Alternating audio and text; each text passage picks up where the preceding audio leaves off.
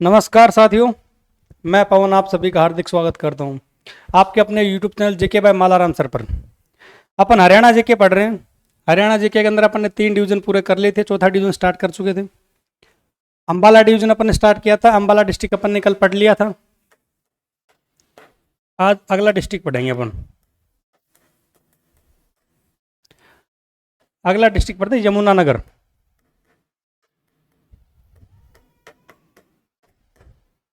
अगला डिस्ट्रिक्ट पढ़ते हैं यमुनानगर। यमुनानगर का जो क्षेत्रफल है वो 1756 वर्ग किलोमीटर है। यमुनानगर का जो क्षेत्रफल है वो 1756 वर्ग किलोमीटर है। यमुनानगर है ये अंबाला डिवीजन के अंदर पड़ता है। कौन से डिवीजन में पड़ता है ये?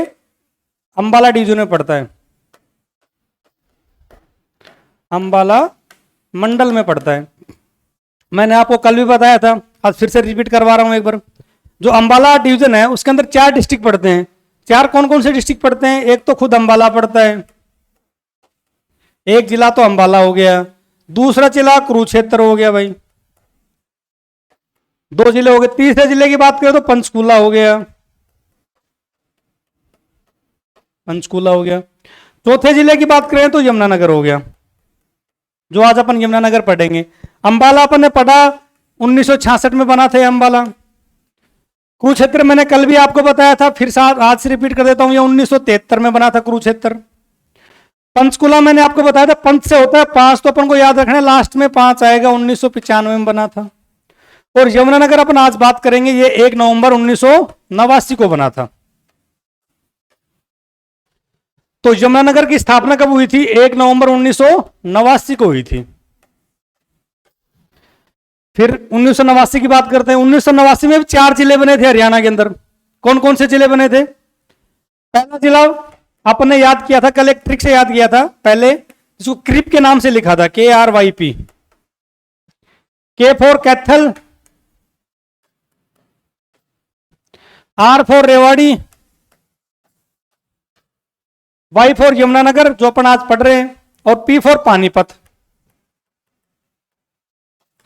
ये 4 जिले हैं, ये 1 नवंबर 1989 को बने थे। 7 जिले 1 नवंबर 1966 को बने थे, मैंने आपको बताया।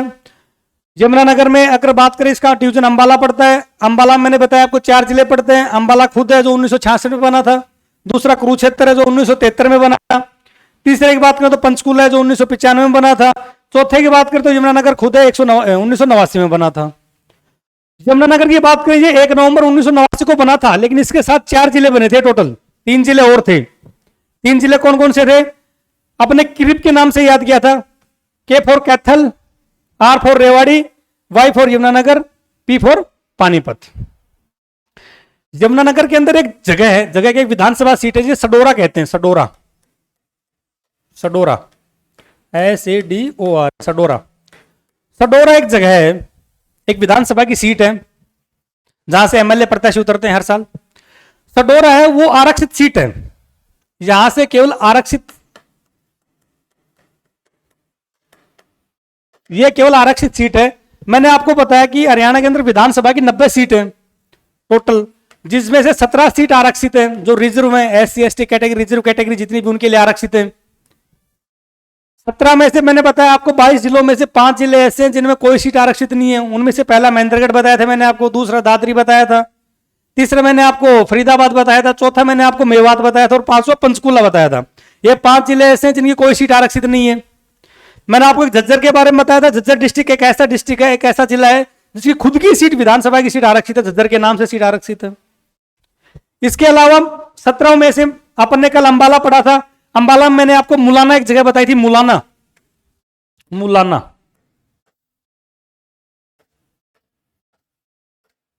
मुलाना। अंबाला के अंदर मुलाना जगह वो सीट आरक्षित है। मुलाना के अंदर एक महर्षि मार्कंडेय विश्वविद्यालय बताए थे मैंने कल आपको। और बात करें अपन यमुनानगर की, तो यमुनानगर के अंदर सडोरा जगह है। सडोरा विधानसभा की सीट है जो SC ST मतलब रिजर्व कैटेगरी के लिए आरक्षित है। आगे बात करते हैं अपन यमुनानगर की।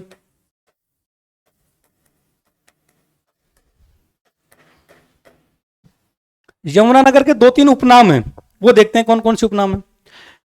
नगर को पेपर सिटी कहा जाता है, पेपर सिटी। यमुनानगर को क्या कहा जाता है? पेपर सिटी कहा जाता है। इसके अलावा इसका एक पुराना नाम था अब्दुल्लापुर। क्या नाम था? अब्दुल्लापुर, अब्दुल्ला। इसका एक पुराना नाम हुआ करता था यमुनानगर का, जिसे अब्दुल्लापुर कहा जाता था। यमुनानगर के दो पुराने नाम है, इसे पेपर सिटी कहा जाता है और इसे अब्दुल्लापुर कहा जाता है। यमुनानगर को कहा जाता है पेपर सिटी और अब्दुल्लापुर। यमुनानगर की बात करें, यहां पे एक नेशनल पार्क है। मैंने जो आपको हरियाणा जीके की फर्स्ट क्लास ली थी, सेकंड क्लास ली थी, उसमें आपको नेशनल पार्क पढ़ाए थे हरियाणा की। क्या पढ़ाए थे? नेशनल पार्क पढ़ाए थे कि हरियाणा के अंदर दो राष्ट्रीय पार्क है, नेशनल पार्क है। उनमें से एक मैंने आपको बताया था कलेसर,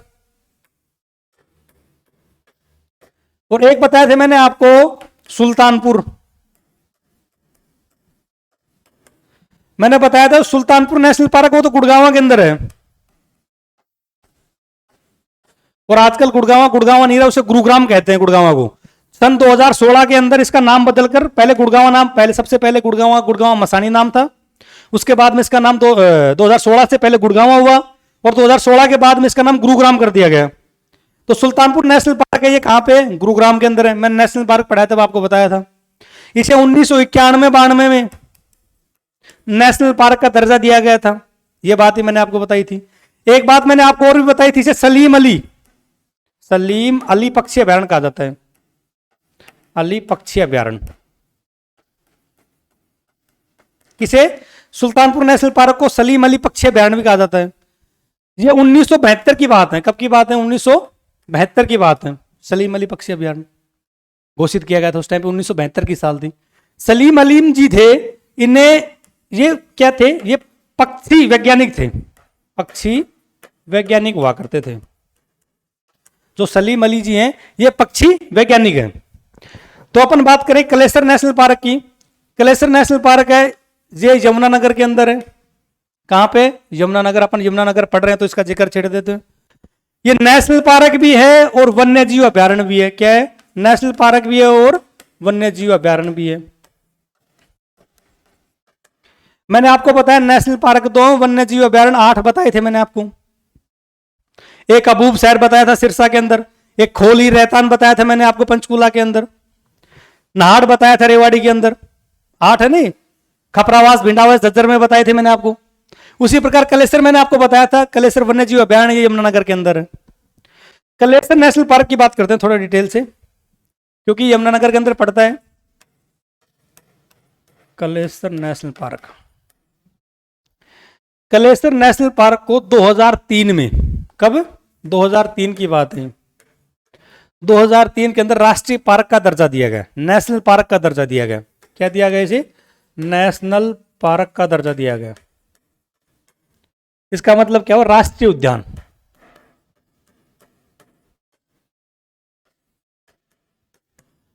जो कलेसर नेशनल पार्क है, इसे 2003 के अंदर नेशनल पार्क का दर्जा दिया गया। ये जो कलेसर नेशनल पार्क है, ये किसके लिए फेमस है? लाल जंगली मुर्गों के लिए। लाल जंगली मुर्गों के लिए बड़ा फेमस है। कलेसर जो पक्षी है, कलेसर नेशनल पार्क है, ये लाल जंगली मुर्गों के लिए बड़ा फेमस है। अगर सुल्तानपुर की बात करें तो गुड़गांव मैंने आपको थोड़ी देर पहले बताया था, वो साइबेरियन सारस के लिए फेमस है। जो सुल्तानपुर पक्षी अभ्यारण्य मैंने आपको बताया था गुरुग्राम के अंदर है, ये साइबेरियन सारस के लिए फेमस है। साइबेरियन सारस के लिए फेमस है। कलेसर नेशनल पार्क की बात कर रहे थे, इसे 2003 के अंदर नेशनल पार्क का दर्जा दिया गया। ये लाल जंगली मुर्गों के लिए बड़ा फेमस है। यहां पर एक कलेसर के अंदर महादेव मठ का मंदिर है। महादेव मठ जी का मंदिर है। कलेसर नेशनल पार्क के बगल में आसपास में यहीं पे एक अथनी कुंड बैराज है। क्या है जी? अथनी कुंड बैराज। इसका मतलब अथनी कुंड बैराज तालाब टाइप में एक हो गया, मतलब कि अपने बड़ी झील नहीं हो जाती जैसे तालाब होता है, उसी प्रकार से एक अथनी कुंड बैराज है। कहां पे अथनी कुंड बैराज? कलेसर नेशनल पार्क के पास में ही है। जो अथनी कुंड बैराज है, इसे मछुआरों का संरक्षक कहा जाता है। इसे मछुआरों का संरक्षक कहा जाता है, क्योंकि यहां मछुआरे मच्छी बहुत ज्यादा पकड़ते हैं।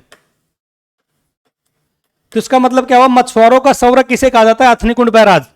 हरियाणा के अंदर जो अथनीकुंड बैराज है ये कहां पे अवस्थित है? कलेसर के पास में। कलेसर कहां पे? यमुनानगर के अंदर है। और ये मछुआरों के लिए बड़ा फेमस है, मछुआरों को सौरक इसे कहा जाता है। जो अथनीकुंड बैराज है यहीं से यमुना नदी निकलती है। क्या निकलती है? यमुना नदी। जो यमुना नदी हरियाणा और दिल्ली के बीच में सीमा बनाते, हरियाणा और यूपी के बीच में सीमा बनाते हुए पूरे हरियाणा को टच करते हुए निकलती है। ऊपर से बात करें यमुनानगर में से आती है, फिर वो टच करते हुए यहाँ पे करनाल होते हुए पानीपत सोनीपत इस साइड से निकलते हुए दिल्ली को टच करते हुए दिल्ली के अंदर ओखला बैराज है। क्या है? ओखला बैराज है। ओखला बैराज है जो यमुनानगर से यमुना नदी निकलती है, वो आदि बद्री जगह से जाती है। आदि बद्री एक जगह का नाम है, आदि बद्रीनाथ। वहां पे आदि बद्रीनाथ जी का टेंपल भी है। जो आदि बद्रीनाथ जगह है यहीं से यमुना नदी अथनीकुंड बैराज से निकलती है और निकलकर पूरे हरियाणा और यूपी के अंदर दोनों में सीमा बनाती हुई लास्ट के अंदर जब अपने फरीदाबाद से निकलती है तब यूपी के अंदर प्रवेश कर जाती है। तो यमुना नदी भी आदि बद्री जगह यहीं पे है। इसके अलावा बात करें यमुनानगर की, तो यमुनानगर के अंदर एक अपना बीरबल का रंग महल है। क्या है जी? बीरबल का रंग महल। बीरबल का रंग महल, इसे बीरबल का रंग महल भी कहा जाता है। इसे ही बूडिया का रंग महल कहा जाता है। बूडिया का, बूडिया का रंग महल, क्योंकि जो ये जगह है ना बीरबल का रंग महल, ये बूडिया के अंदर अवस्थित है, तो इसे बूडिया ही कहते थे। बूडिया गांव का नाम है शायद कोई। तो बूडिया का रंग महल बोले या बीरबल का रंग महल बोले, दोनों कहीं पे हैं, यमुनानगर के अंदर। एक बड़ा कंफ्यूजिंग चीज है, कई बार पूछ लेता है कि बीरबल का छत्ता कहां पे है? बीरबल का छत्ता, बीरबल का छत्ता, तो बीरबल का छत्ता तो नारनौल के अंदर है। कहां पे है? नारनौल के अंदर। लेकिन बीरबल का रंग महल बोलेगा तो कहां पे? यमुनानगर के अंदर। दोनों कंफ्यूजिंग क्वेश्चन है, एचएसएससी काफी बार पूछती है। तो अगर बीरबल का छत्ता बोलेगा तो अपन बोलेंगे नारनौल, निशान लगाएंगे NNL। और अगर बीरबल का रंग महल की बात करेंगे तो ये यमुनानगर के अंदर है। इसके अलावा मैंने आपको बताया महादेव मठ जी का मंदिर है यहाँ पे यमुनानगर के अंदर। सडोरा जगह मैंने बताया आपको, आरक्षित जगह है वहां पे। इसके अलावा बात करें यमुनानगर की, चनेट्टी का स्तूप है यहाँ पे। क्या है? चनेट्टी का स्तूप। चनेट्टी का स्तूप, तो चनेट्टी का स्तूप कहां पे है? वो भी यमुनानगर के अंदर है। आदि बद्री मैंने बताया आपको भी थोड़ी देर पहले। आदि बद्री, आदि बद्रीनाथ जी का मंदिर। एक पंचमुखी बालाजी का मंदिर है यहाँ पे, पंचमुखी हनुमान जी का मंदिर। पंचमुखी हनुमान जी का मंदिर।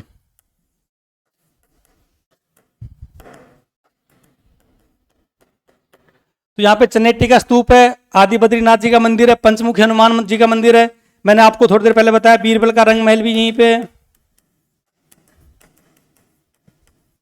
इसी को बूडिया का रंग महल भी कहा जाता है।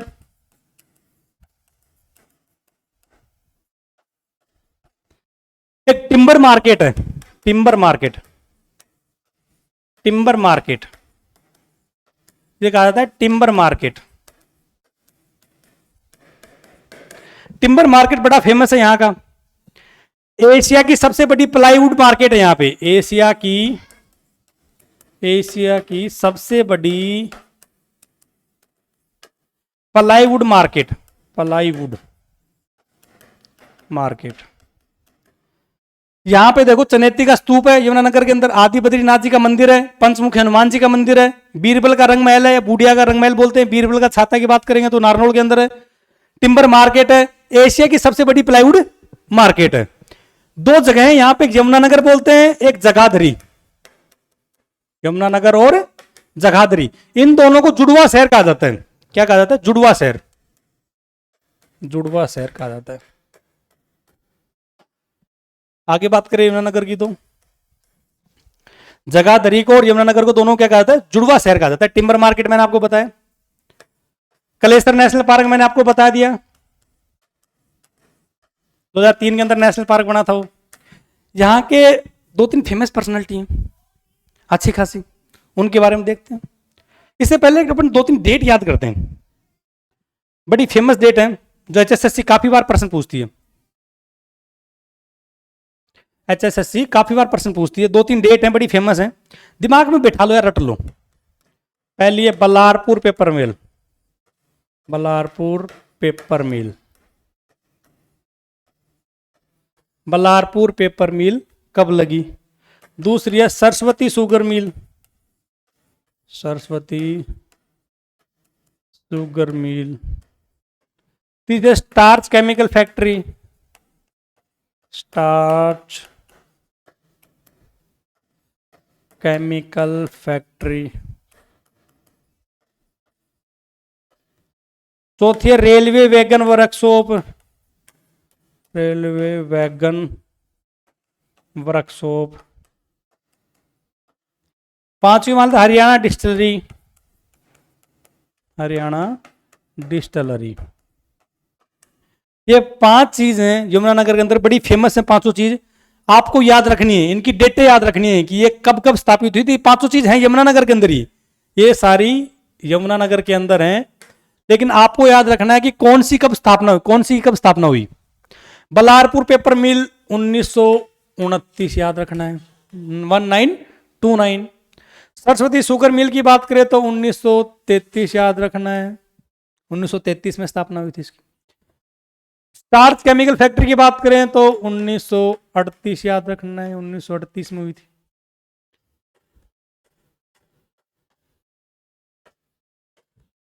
रेलवे वैगन वर्कशॉप की बात करें तो 1952 की बात है ये। और हरियाणा डिस्टिलरी की बात करें तो ये 1969 की बात है।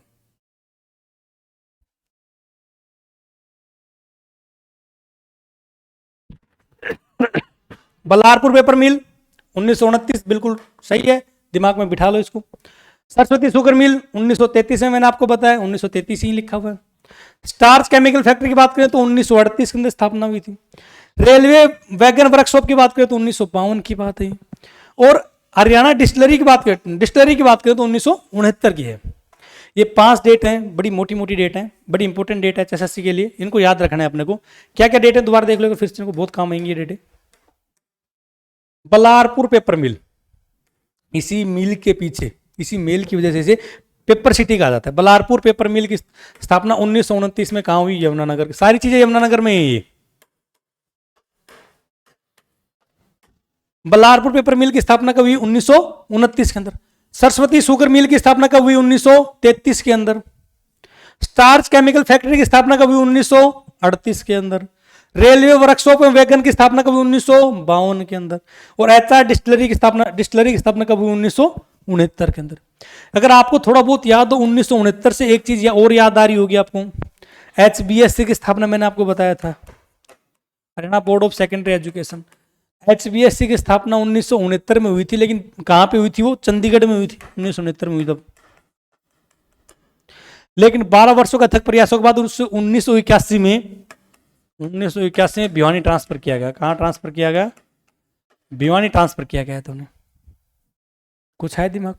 1938 से आपको एक चीज और याद आनी चाहिए थोड़ी बहुत, 1937 के अंदर भिवानी टेक्सटाइल मिल लगी थी, भिवानी टेक्सटाइल मिल लगी थी। चलो आगे बात करते हैं अपन। ये है यमुनानगर की फेमस पर्सनालिटी, यमुनानगर की फेमस पर्सनालिटी कौन कौन से। सुनील दत्त जी हैं, कहां से बिलोंग करते हैं, यमुनानगर से। एक दीपिका ठाकुर जी हैं, दीपिका ठाकुर जी जो हॉकी खेलती हैं, जो हॉकी खेलती हैं। इसके अलावा एक चौधरी देवीलाल हर्बल पार्क है, Chaudhary Devilal herbal park, Chaudhary Devilal herbal park. ये कहां पे है, ये भी चौधरी देवीलाल हर्बल पार्क है पे, Chaudhary Devilal herbal park, herbal park. ये भी कहां पे, यमुनानगर के अंदर। एक टोपरा अभिलेख है, वो याद रखो, टोपरा अभिलेख। जो टोपरा अभिलेख था ये अशोक के समकालीन था,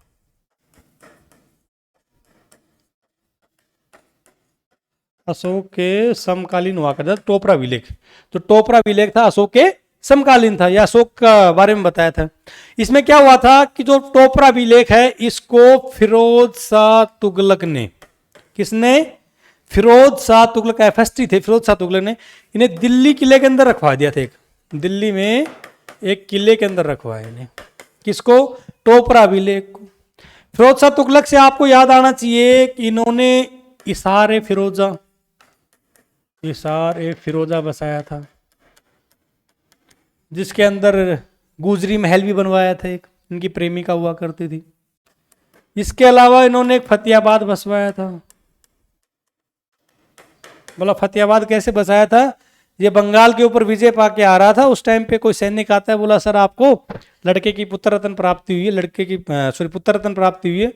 तब इन्होंने क्या किया, उस जगह का नाम फतेहाबाद रख दिया, जहां पे इनका डेरा रुका हुआ, इनके सैनिक रुके हुए थे, और खुद के बच्चे का नाम फतेह खान रख दिया।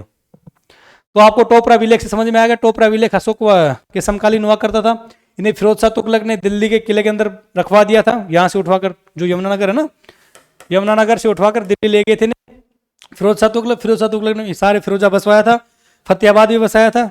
चलो आगे बात करते हैं। चौधरी छोटू राम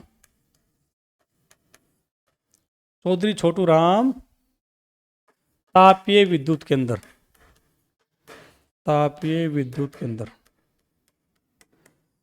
मैंने आपको जब तापीय विद्युत केंद्र पढ़ाया उस टाइम पे मैंने आपको बताया था सर छोटू राम, चौधरी छोटू राम, या सर छोटू राम बोलते हैं, सर छोटू राम तापीय विद्युत केंद्र कहाँ पे अवस्थित है? मैंने आपको बताया था यमुनानगर के अंदर है। 2008 के अंदर इसकी स्थापना हुई। इसकी क्षमता 600 मेगावाट है। मैंने आपको और भी कुछ तापीय विद्युत केंद्र बताए थे, ककरोई बताया था, सुख परियोजना सोनीपत के अंदर है। इसके अलावा मैंने बताया था आपको राजीव गांधी विद्युत तापीय केंद्र की बात करें तो राजीव गांधी विद्युत तापीय केंद्र हिसार के अंदर है, खेदड़ के अंदर। न्यूक्लियर पावर प्लांट की बात करें हरियाणा के अंदर एक ही है, फतेहाबाद में है ना, गोरखपुर गांव के अंदर। इसके अलावा इंदिरा गांधी या अरावली की बात करें तो वो कहाँ पे? झज्जर में। सर छोटू राम जी की बात करें तो ये कहाँ पे है? यमुनानगर के अंदर। 2008 के अंदर स्थापना हुई और 600 मेगावाट इसकी क्षमता है। चलो आगे बात करते हैं। हाँ ये प्रश्न अच्छा है, काफी बार HSSC प्रश्न पूछती है। मैंने एक प्रश्न आपको कल बताया था, एक प्रश्न आज बता रहा हूं, दोनों प्रश्न बड़े इंपोर्टेंट प्रश्न है। हरियाणा के लगभग अगर 10-12 शिफ्ट होंगे तो एक शिफ्ट में पक्का दोनों क्वेश्चन मिलेंगे। कौन कौन से क्वेश्चन? एक तो ये कि जो यमुनानगर जो जगह है, यमुनानगर जो डिस्ट्रिक्ट है, उसके अंदर जो इंडिया के अंदर गोला बारूद जितना बनता है ना, फैक्ट्री जो आर्मी वाले गोला बारूद फैक्ट्री होगी, जो भी फैक्ट्री वगैरह है गोला बारूद की, जिनमें गोला बारूद बनता हो, उन फैक्ट्रियों का 60% माल यहीं रेडी किया जाता है। 60% माल यहीं रेडी किया जाता है। ठीक है। एक मैंने आपको बताया था साइंस सिटी के पीछे बात बताई थी कल, साइंस सिटी, वैज्ञानिक नगरी मैंने आपको कल एक बताई थी, वैज्ञानिक नगरी बताई थी। वैज्ञानिक नगरी के बारे में बताया था, यहाँ 20 से 30% वैज्ञानिक उपकरण अंबाला के अंदर तैयार होते हैं। 20 से 30% जो उपकरण है वैज्ञानिक उपकरण अंबाला में तैयार होते हैं, और गोला बारूद के 60% उपकरण है सारे यमुनानगर के अंदर तैयार होते हैं। मैंने आपको बताया जगाधरी यमुनानगर दोनों जुड़वा शहर है। आदि बद्री मैंने आपको बताया जहां से यमुना नदी प्रवेश करती है। कलेश्वर नेशनल पार्क के बारे में मैंने आपको बताया, यहाँ लग के लाल जंगली बड़े मुर्गे बड़े फेमस है, 2003 के अंदर से नेशनल पार्क घोषित किया गया था। अच्छा आगे बात करते हैं। देखो बड़ी इंपॉर्टेंट चीजें, चारों पांचों इनको नोट कर लो। 2 ही स्लाइड अपने काम किए, मेनली इनमें से पक्का एक आधा क्वेश्चन फंस जाता है हरियाणा में HSSC के अंदर। चिट्ठा मंदिर कहाँ पे है? बहुत इंपॉर्टेंट प्रश्न है। चिट्ठा मंदिर कहाँ पे है?